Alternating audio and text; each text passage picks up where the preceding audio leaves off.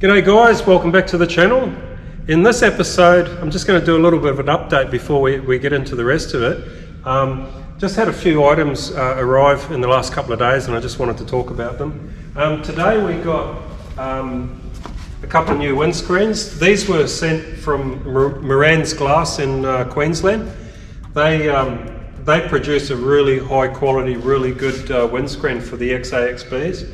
And I don't know exactly where the windscreen was made that I had before. It only cost like $100 and something. You might have seen me fit it to the car when I did the wiper and the cowl panel. That windscreen, like in all honesty, is rubbish. I could see as the moment I sat it in the car, you could see along the top of it, I mean, it looked like the ocean. It just had waves right along the top of the screen. Didn't really fit properly, and so I spoke to a few people, and it was, who was it? Can't remember his name, but a guy from Classic Car Glass in Queensland. He put me on to this guy Jeffrey at Moran's Glass. So these arrived today in this nice crate, and they're a tinted screen. Again, these are for sedan because, as you know, I've altered the window opening to accept a sedan. So, but they look great. They look really, really nice. No sort of undulations or anything in them. They're just a nice looking screen. So hopefully they fit the opening that I've made for the rubbish one. Anyway, and over here we had a few more parts arrive for the Mustang. If you've been watching previous episodes, you might already know that I sent the Mustang off to the Dippers, and that's Ready Strip in Blacktown. So spoke to Peter yesterday, and he said it's probably going to be about 3 weeks and I should have that back. So in the meantime, we're just collecting as many parts or panels that we can for that Mustang body to completely rebuild it, reassemble it. Yeah, so anyway, we'll go on through and we'll see what's happening with it. If this is the first time you've started watching the channel or watching these episodes, what I'm attempting to do here is do a flush fit rear screen on the coupe. And reason being is I was sort of with integrating the Coyote, integrating all the Mustang interior and running gear.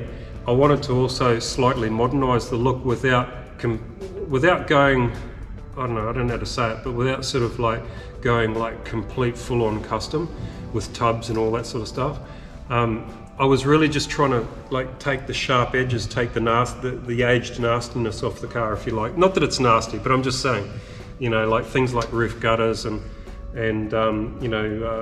window molds and that. I love those on the right car, but because this car is being customized, to me it just didn't really suit it to go with the stainless molds and everything. So we're going for flush fit front and rear screens, and that's why I've been working on this. I'm sort of halfway through it. We'll, next part of the video, we'll actually skip to the actual where I'm actually making all this stuff. But yeah, I've sort of decided to do the intro halfway through doing the project. So anyway, not to worry. So so what we've had to do, because we've going for a flush fit screen without having a rubber involved, the screen is actually too small for the it's way too small for the opening. So to close the opening off, I've moved it up tight to the roof, and that creates a gap at the sides and at the bottom. Now with the bottom, I wanted to keep the original molding for the gutter to sit in, and I wanted to keep the original molding gutter for the rubber to sit in. Get tongue-tied so easily, it's age, Alzheimer's. So I wanted to keep that because that has a unique shape to it. The reproductions, they just don't have. And I mean, I know if you spend a lot of time, you can actually, hammer and dolly and create, those sharp square edges in the reproductions. But I thought, well, this one was already there. It wasn't really too rusty. I'd just reuse it. And then I used a reproduction top half, and I welded the two together, and made a mistake at one point, and realised that I had to cut it, open it up more, about 12 mil or something, and then re-weld it. So I basically ended up with a fair amount of heat distortion in it, and maybe it was possible to have less, but anyway. And you know, get as much of it out as I can, and then the rest, it'll just really just require a skim coat of filler after that. But anyway, having said that, so the bottom was moved up about 12 mil, and in the whole process of it, I actually found, with checking measurements and everything, that the original boot opening from factory had a discrepancy of 10 mil from one side to the other. I mean, you wouldn't believe it, but you know, checking the measurements from here to here, and then same place on that side in the same points, like I took it right where that little dimple is, there was a difference of 10 mil. So that side of the filler panel actually had to go up that way. Well, technically 12 mil, but what how rude. It's freaking inconsiderate, eh? That compressor. A good flow going. Don't even need any air at the moment. Like, just very rudely interrupted by the compressor kicking in there. No consideration whatsoever. So yeah, what I was trying to say is, so this whole thing had to go up around, it was actually about 13 mil, I think. If you look at the opening here, there's about a 10 mil gap there, right? So that's basically how much I had to open the boot opening up to make it equal with the other side. So, you know, who knows what's going to happen with the boot lid itself once I put that on. I'm probably going to have to add material to the boot lid, but we'll worry about that when we get to it. All I knew is that I had to move the filler panel up, and I wanted to make sure that my boot opening was square. All right, so that's about it for the explanation. I'll stop blabbing, and we'll just get on with the video. Again, there's a fair bit in time lapse, but you know, that's just what you got to do, I guess, sometimes to get as much of the content in as you can. But you know, I'll try to explain things more often about what I'm doing and that. But anyway, hope you enjoy the video, and we'll talk to you at the end. Got this brand new rear window, and the main thing is to protect it. So I'm just covering it up, covering the edges with masking tape, and then going to be putting on the 3M spark-proof paper. So just to protect it, you know, while I'm doing the fabrication, if there's any tacking going on or anything. Being a reproduction glass, well, for that matter, any rear glass, no two are identical, no two are exactly the same. So I went sort of as far as I could with an original glass, you know, getting a general mock-up. But now I'm going for the final fitment of panels and stuff. It's going to have to be exact to this particular glass, the glass that I'm actually going to use. So I've got to do everything I can to protect it so I don't have to replace it.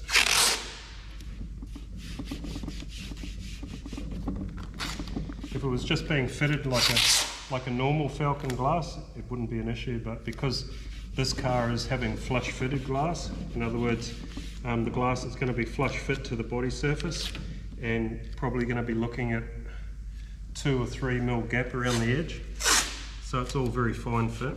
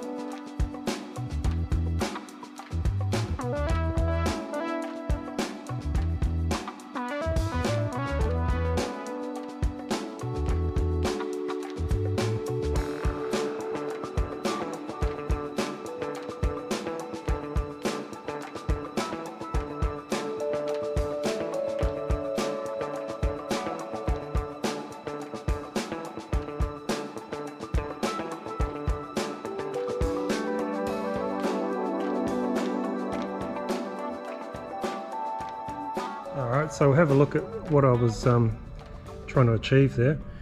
So having made this this little strip up and used the shrinker stretcher to get it to curve, I'm filling in the gap on the side of the rear window.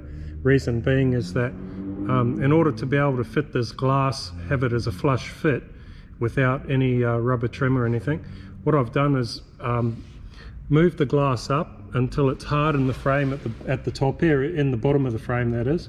Obviously once you lift the glass up towards the surface, you'll get a little bit more clearance. That's why I'm fitting it. So by moving the screen up tighter to the roof line, what you end up doing is you're up tight there, but then as you come to the sides and you start coming down the side of the screen, it starts opening up wider and wider and wider. And at the bottom it's roughly about 15 mil between the edge of the glass and the actual frame. So that's why I've added this piece in here, just to close the gap. And I'm just going to, I've got the body marked and everything in a few different places where the screen fits when it's in a perfect center. So before I go on to the other side, I'll refit the glass and just make sure that this is going to be okay, that it's in the right position. Everything's going to need a little bit of filler to make it perfect, but definitely wouldn't be putting in 15 mil of filler, so that's why I've done that out of steel. And then on this edge, because it's because the original joins of the panels created a step in the seams, like I added this bottom one here to to bring the frame into the car a little bit more, and then this one that I'm putting over the top of it, it just has to have a bit of a step to get over the original body seams. So that's why I was using the pick end of the hammer, just to sort of hammer it down. And like I say, I'll refit the screen. I'll make sure I'm all right as far as shape on the side goes, and if I am, then I'll go ahead and I'll spot weld these, and then later on this piece will be trimmed off flush with this edge here, and that'll be the final frame.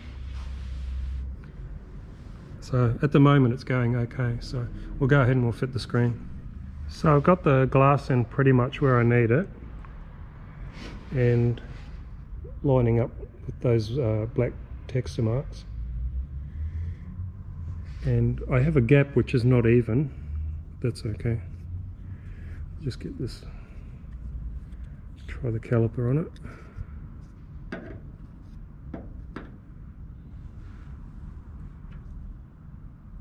It's got 2 mil right at the bottom there.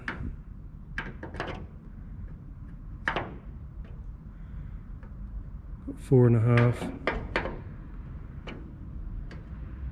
4, 5, 5. So what they told me, the guys that are going to fit the glass, is that they want to keep the gap between the glass and the steel to a minimum, and so they're talking about 2 to 3 mil max. So basically we're pretty tight on the bottom. I might just put the grinder blade through that and just tighten that gap a little bit, but the rest of it I think I'll just leave, because I can just add about 2 or 3 mil of body filler along the edge there, and that'll pretty much fix it. I suppose the other thing is I could probably split these tacks, and I could just lever it out a little bit and get an extra mil or 2 out of it that way, so I might do that also. Alright.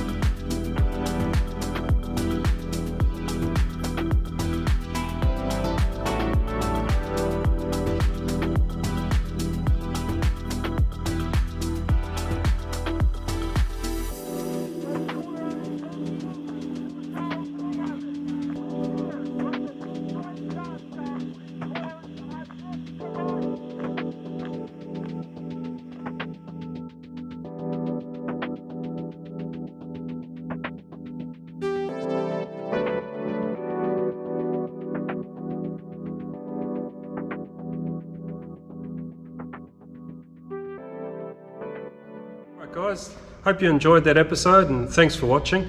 And again, if you liked it, please hit that like button and subscribe if you haven't already. And yeah, leave your comments. Always love reading people's comments. Look, another thing I was thinking about, it's been on my mind a little bit for a while now, and that is the name of the channel, Fat Forwards. I mean, I love that name, Fat Forwards, and I'm a Ford lover, but I actually like other cars too. I'm not like totally 100% committed to Ford. I mean, I like all sorts of cars, you know. I love Mopar, I love, you know, some of the GM cars as well. And because I'm only doing this work part-time, but I think I can see it becoming a full-time thing eventually. And if I want to keep, you know, recording and growing the channel, I was thinking maybe I need to look at the name of the channel. And you know, like I say, I love the name Fat Forwards, but it's kind of restricted to Fords only, isn't it, in a way? So I was thinking about the other name that had come into my mind when I first thought of Fat Forwards was Fat Rides. And I don't know if anyone's been noticing, but from time to time I wear a t-shirt that actually says Fat Rides. It doesn't say Fat Forwards. And it's got a picture of a Mach 1 Mustang on it. See the back of it there? I just had a couple made for myself, but yeah, just thinking about it more and more. Is it feasible? Is it something I should do, you know, to change the name over? I mean, I was thinking of something like Fat Rides Garage. And anyway, just a thought. Let me know what you think in the comments section. And yeah, I hope you enjoyed the video again, and we'll see you next time.